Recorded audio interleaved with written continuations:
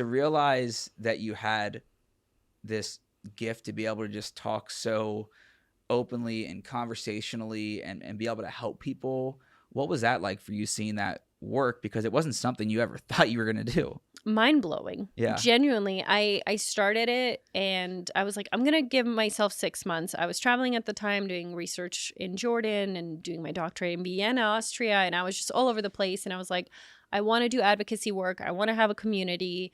I want to figure out what to do as, a new psych. And and I was like, no one's gonna read words. Like, that's not a thing on Instagram, like this was like 2019. I was like, but a friend's like, just try it, Sarah. And I remember being kind of embarrassed because the only people following me were my friends, and my mom would like my post, and I was Would she comment too? Yeah, she would like hand emojis, like, love you, mom. My mom still does that to this day. Yeah, I'm like, my mom does there's that sometimes. thousands of people that see this stuff now. Stop commenting that you love me. We can talk on the phone about I know, it. I love you too. I love you too. But that's great support. She'll still like DM me about a post, but like, I like this one. I'm like, thanks, mom.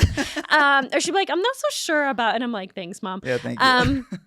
So I like started it, and I didn't think, I was hoping to get like 5,000 followers by the end of the year. I was like, that would be great. And I had no idea what I was getting into. So it ended up, my community means so much to me. It was such a cool way to challenge me to kind of relay some of this really intense, heady psych stuff. Yeah. And make it accessible and also connect to people and keep a pulse on like what's happening, what are people struggling with. Yeah. And so it's been so rewarding, and it was an absolute accident, like complete accident. But a good accident. The best accident. Like, it was the best accident, but I wasn't like, I'm going to be an influencer. Well, now you're influencing a new generation of people that are open to the idea of getting help, where maybe seeing a video of yours or you post a lot of words, like you said, I do, throughout your profile and on the feed, but someone that might not have ever thought about therapy before or thought about talking to their friends and family now see you talking about it or writing about it.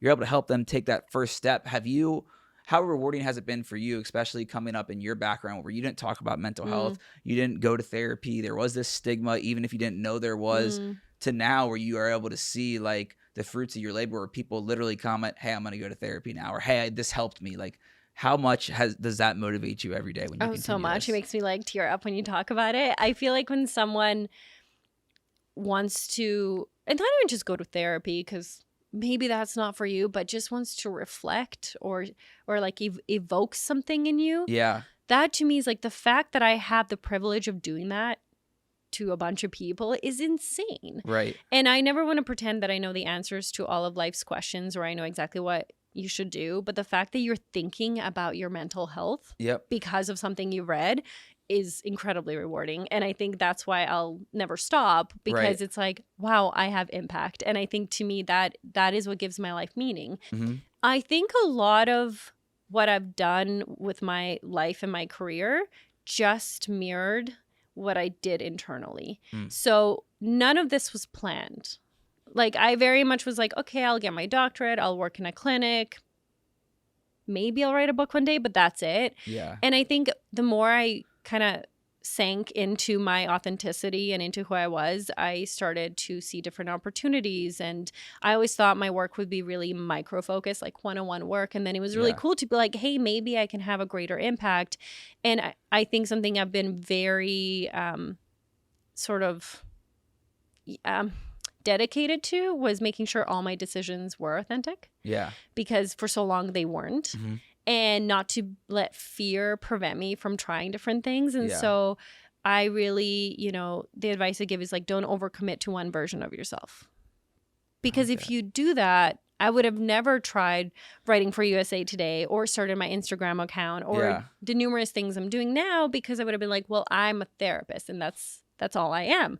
And so I think always having like this fluid sense of identity where you're exploring and allowing life to be playful and creative was really important in like developing sort of what I have now, which I love. And it feels like a safe space to express myself and also try new things.